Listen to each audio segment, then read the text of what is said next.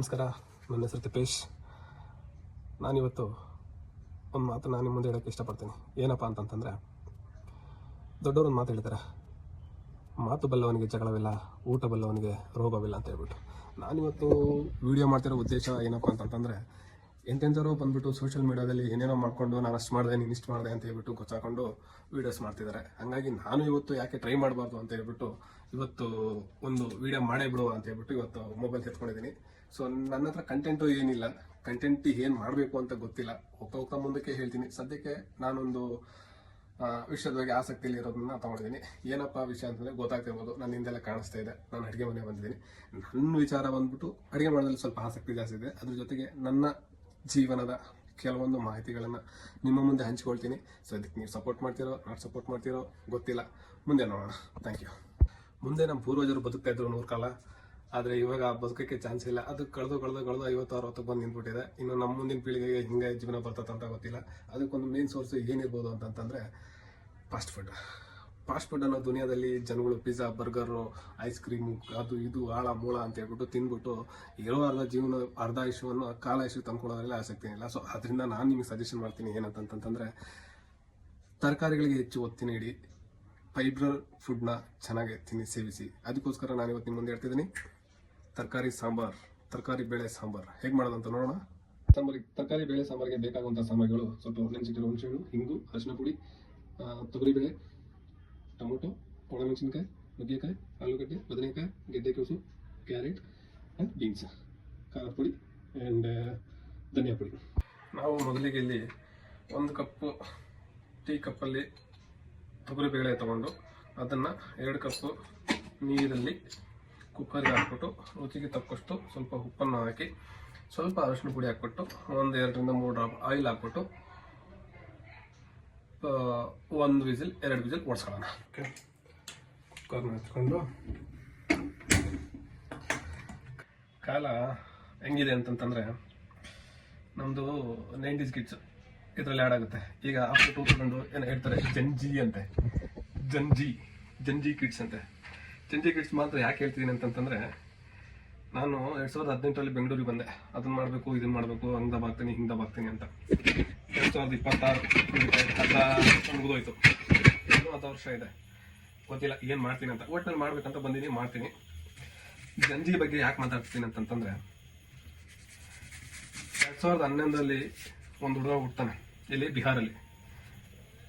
ಹೆಸರು ವೈಭವ್ ಸೂರ್ಯವಂಶಿ ಅಂತ. ಗೊತ್ತಾಗಿರ್ಬೇಕು ನಿಮಗೆ, IPL ಆಡ್ತಿದ್ದಾನಲ್ಲ ಹುಡುಗನೇ. ಸೊ 2011 ಹುಟ್ಟಿರ್ತಕ್ಕಂಥ 15 ವರ್ಷದ ಹುಡುಗ ಕೋಟಿ ದುಡ್ದಾಕ್ಬಿಟ್ಟನ್ರಿ. ನಾವು ಇಲ್ಲಿ 25,000-30,000 ಸಂಬಳ ತಗೊಂಡು ಲಕ್ಷದಾಗ ಮಾಡ್ಕೊಳಕ್ಕೆ ಓದಾಡ್ತಿದ್ವಿ.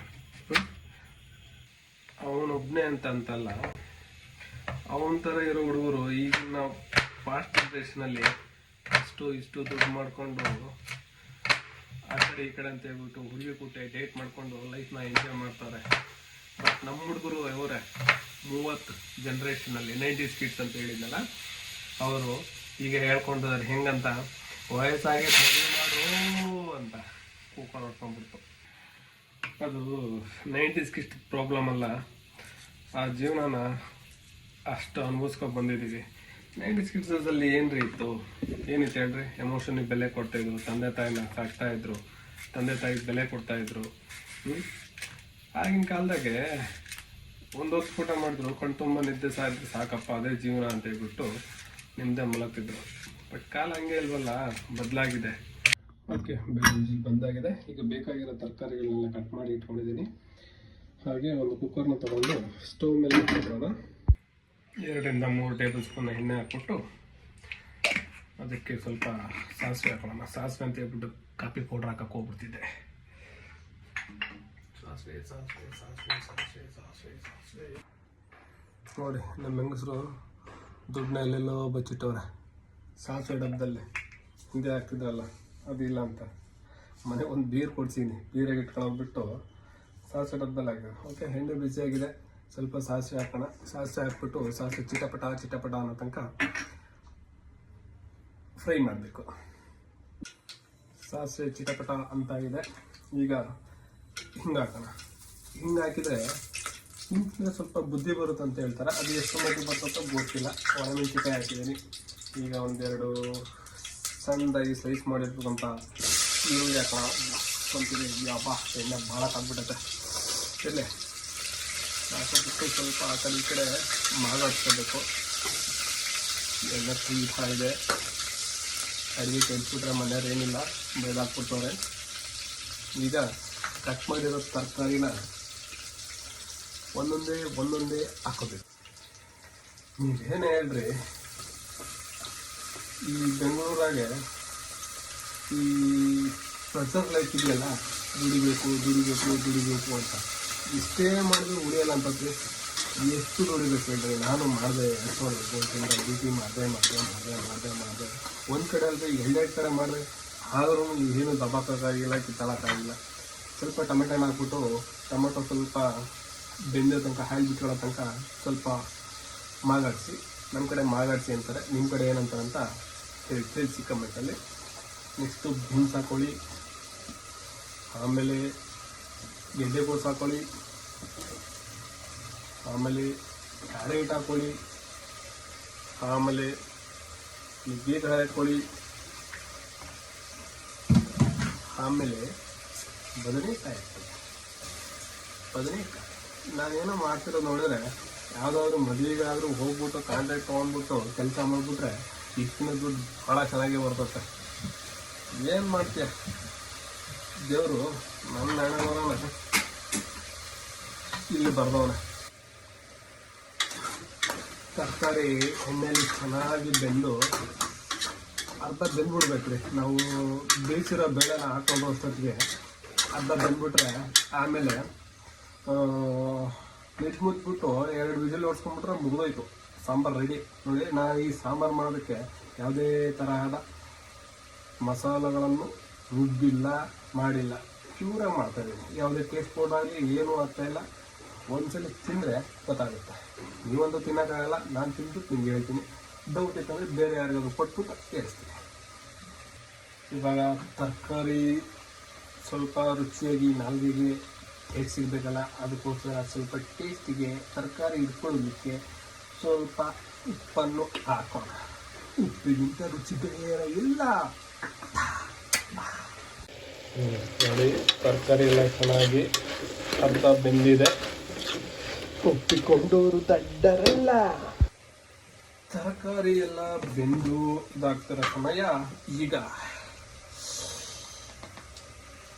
ರುಚಿಗೆ ಸಾಥ್ ಕೊಡುವಂತಹ ಕಾಶ್ಮೀರ್ ಚಿಲ್ಲಿ ಪೌಡ್ರ್ ಅಂತ ಹೇಳೋಕ್ಕಾಗಲ್ಲ, ಮನೇಲಿ ಮಾಡಿರ್ತಕ್ಕಂಥ ಚಿಲ್ಲಿ ಪೌಡ್ರು ನೋಡ್ಕೊಂಡು ಸ್ವಲ್ಪ ಕಮ್ಮಿ ಹಾಕೊಂಡ್ರೆ ಒಳ್ಳೆಯದು. ಇಲ್ಲಾಂದರೆ ಗೊತ್ತಲ್ಲ, ಬೆಳಗ್ಗೆ ಗೊತ್ತಾಗ್ತದೆ, ಗೊತ್ತಾಗಿಲ್ಲ ಅಂದರೆ. ಖಾರ ಪುಡಿ ಆದಮೇಲೆ ಸ್ವಲ್ಪ ನಾವು ಹಾಕೊಳ್ಳೋಣ ಧನಿಯಾ ಪೌಡರ್ ಸ್ವಲ್ಪ ಹಾಕೋಬೇಕು. ಯಾಕಂದರೆ ನಾವು ಹೇಳಿದ್ದೀನಿ, ಶುಚಿಯಾಗಿ ಮಾಡ್ತಾ ಇರೋದು, ಯಾವುದೇ ಪೌಡ್ರ್ ಹಾಕ್ತಿಲ್ಲ ಅಂತ. ಬಟ್ ಈ ಪೌಡ್ರನ್ನ ಹಾಕಲೇಬೇಕು. ಈ ಪೌಡ್ರ್ ಹಾಕಿಲ್ಲ ಅಂದರೆ ಟೇಸ್ಟ್ ಹೆಂಗೆ ಬರ್ತದೆ, ತಿನ್ನೋಕ್ಕಾದ್ರೂ ಬರ್ತದ? ಇಲ್ಲ, ಚಾನ್ಸೇ ಇಲ್ಲ. ಪೌಡ್ರನ್ನೆಲ್ಲ ಹಾಕಿ ಪೌಡ್ರ್ ಮಿಕ್ಸ್ ಮಾಡಿ ಆದಮೇಲೆ ಅದಕ್ಕೆ ಸೇರಿಸ್ಕೊಳ್ಳೋಣ ಈಗ ಬೇಯಿಸಿರ್ತವಂಥ ಬೇಳೆ, ತೊಗರಿ ಬೇಳೆ. ಬೇಯಿಸಿರ್ತಕ್ಕಂಥ ಬೇಳೆನ ಹಾಕ್ಕೊಂಡು ಚೆನ್ನಾಗಿ ಮಿಕ್ಸ್ ಮಾಡಬೇಕು. ಒಂದು ಹದಕ್ಕೆ ಎಲ್ಲನೂ ಟೇಸ್ಟ್ ಆಗಬೇಕು. ಅಷ್ಟು ಇಟ್ಕೊಂಡು ಒಂದು ಸ್ವಲ್ಪ ಹೈ ಫ್ಲೇಮಲ್ಲಿ ಕುದಿಸ್ಕೊಳ್ಳೋಣ. ಸ್ವಲ್ಪ ಮಟ್ಟಿಗೆ ಕುದಿಸ್ಕೋಬೇಕು. ನೋಡಿ, ಇವಾಗಲೇ ಹಾ ಅನ್ನಂಗೈತೆ. ಏನಂದ್ರು ಒಳ್ಳೆ ಊಟ, ಒಳ್ಳೆ ನಿದ್ದೆ, ಸ್ವಲ್ಪ ಮಲ್ಬಿಟ್ರೆ ಸ್ವರ್ಗ ಬಂದು ಇಲ್ಲೇ ಇದ್ಬಿಡುತ್ತೆ ಅನ್ಸ್ಬಿಡುತ್ತೆ. ಯಾವಾಗ ಹೇಳಿ, ಮಾಡಿರುವಂತಹ ಅಡುಗೆ ರುಚಿಯಾಗಿ ನಾಲಿಗೆ ಮೇಲೆ ಬಿದ್ದ ಮೇಲೆ ಓಕೆ, ಎಲ್ಲ ಹಾಕಿ ಆಯಿತು. ಫೈನಲ್ ಆಗಿ ಕೊನೆಗೆ ಹುಣಸೆ ಹಣ್ಣು ನೆನೆ ಹಾಕಿಟ್ಟಿದ್ನಲ್ಲ, ಅದನ್ನು ಸ್ವಲ್ಪ ಕಿವುಚಿ ರಸ ಬಿಟ್ಕೊಳ್ಳೋ ಥರ ಮಾಡಿ ಆಮೇಲೆ ಅದನ್ನು ಸ್ವಲ್ಪ ಪೂರ್ತಿ ಅದಕ್ಕೆ ಹಾಕೋಬೇಕು. ಹುಣಸೆದು ಬೀಳ್ದಿರೋ ಥರ ವೇಸ್ಟ್ನ ಕಡೆಗೆ ಹಾಕಬೇಕು. ಹಾಕಿ ಆದಮೇಲೆ ಇನ್ನೇನು ಕೆಲವೇ ನಿಮಿಷಗಳಲ್ಲಿ ಸಾರು ರೆಡಿ ಆಗುತ್ತೆ. ಸಾರು ರೆಡಿಯಾಗೋ ಹೊತ್ತರಲ್ಲಿ ಬೇರೆ ಏನಾರ ಮಾಡಬೇಕು ಅಂದ್ಕೊತೀನಿ, ಮಾಡಿದ್ರೆ ನಿಮ್ಗೆ ಹೇಳ್ತೀನಿ.